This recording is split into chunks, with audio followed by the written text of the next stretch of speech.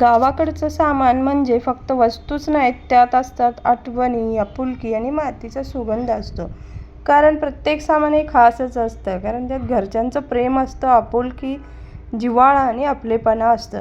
मुळांची आठवण घेऊन येतं. शहरात राहूनही गावाशी नातं कायम जपणारं हे छोटंसं सुख असतं. कारण कसं आहे, शेतातून आलेल्या भाज्या आणि घरच्या मातीचा तो खास सुगंध असतो.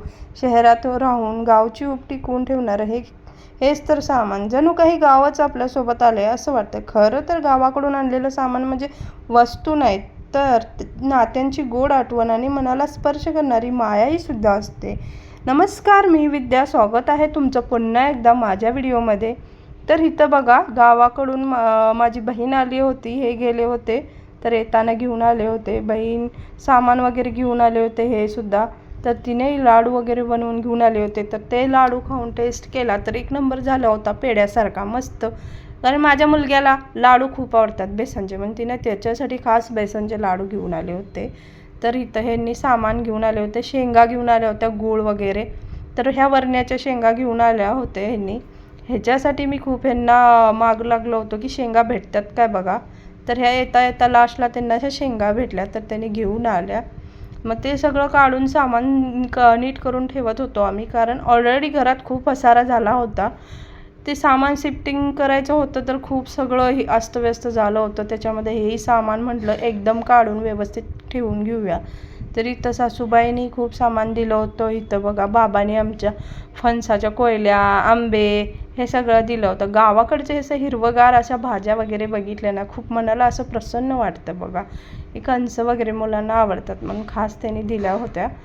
तर हे फणसाची भाजीसुद्धा होत्या. कोणाला माहिती आहे का, तर कमेंट करून नक्की सांगा. ह्याची भाजी एक नंबर बनत्या.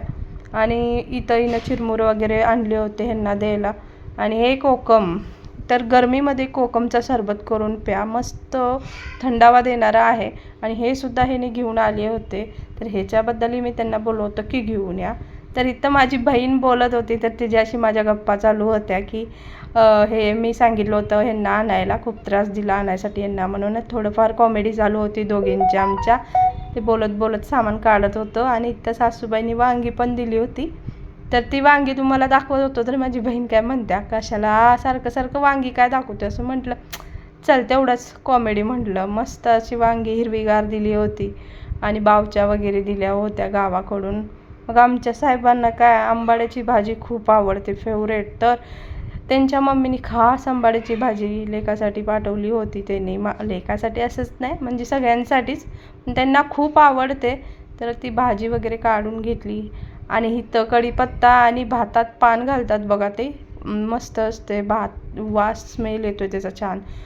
तर इथं माझी बहीण ते घेऊन कॉमेडी करत होती की हे घ्यायचं आणि असं डोक्यात घालायचं, तिची कॉमेडी चालू होती. तर मंडळी, व्हिडिओ आवडल्यास व्हिडिओला एक लाईक नक्की करा. Bye bye.